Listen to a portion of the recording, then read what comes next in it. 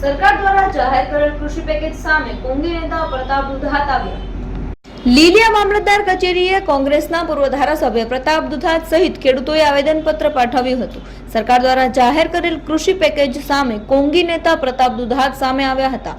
આર્થિક નુકસાની પામેલા ખેડૂતોને યોગ્ય સહાય માટે કોંગ્રેસ મેદાનમાં આવ્યું છે। મારફત એક આંદોલનની મુહિમ ઉપડી અને કૃષિ મંત્રી મારફત ત્યારે ડિક્લેરેશન કરવામાં આવ્યું કે બીજા સહાય પેકેજમાં અમરેલીનો સમાવેશ કરવામાં આવશે।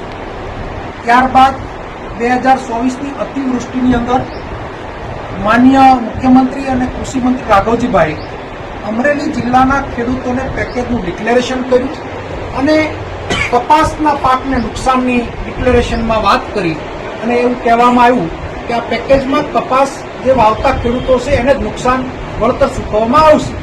એને હું આવકારું છું। સાથે સાથે મગફળી હોય, સોયાબીન હોય, અન્ય અમારા જે પાકો વાવેતર થતા હોય એનો સમાવેશ નથી કર્યો। એ સમાવેશ થાય એવી આપના મારફત મુખ્યમંત્રી સુધી વાત જાય। એ સહાય પેકેજમાં અન્ય પાકોનો પણ સમાવેશ થાય। સાથે સાથે સરકારશ્રીએ 2024ના સહાય પેકેજની અંદર તારીખ 14થી ખેડૂતોને ફોર્મ ભરવાની વાત મૂકી છે। જે ખેડૂતોને કપાસનું નુકસાન હોય એના ફોર્મ ભરે અને 28 તારીખેની બોટમ રેટ છે ત્યારે આ લીલિયા તાલુકામાં એક પણ ગામની અંદર ફોર્મ ભરાવાનું શરૂઆત નથી થઈ।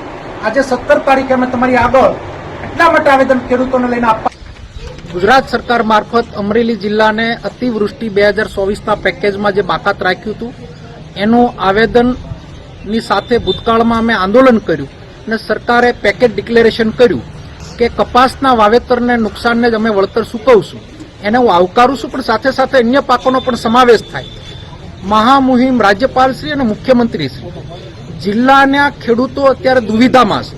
તમે એક તારીખ ડિક્લેરેશન કરીશ કે 14 તારીખથી ફોર્મ ભરાવાની શરૂઆત થશે, 28 તારીખ સુધીની ફોર્મની બોટમ રેટ આપીશ।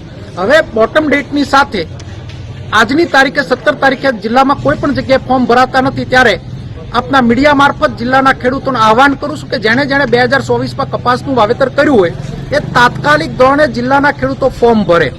સરકારે કોઈ સ્પષ્ટતા કરી નથી, ગામડાના ડિક્લેરેશનો કર્યા નથી।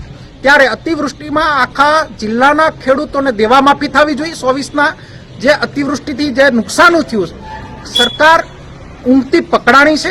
ત્યારે મામલતદારશ્રી મારફત મુખ્યમંત્રી અને રાજ્યપાલશ્રીના આવેદન ખેડૂતોને લઈને આવ્યો છું અને પહોંચાડવા વિનંતી કરું છું કે તાત્કાલિક ધોરણે અમારા જિલ્લાના આ તાલુકાની અંદર ફોર્મ ભરાવાની શરૂઆત કરાવો અને જે તમે સહાય પેકેજ ડિક્લેર કર્યું છે એ ખેડૂતોના ઘર સુધી પહોંચે એવી વિનંતી કરું છું।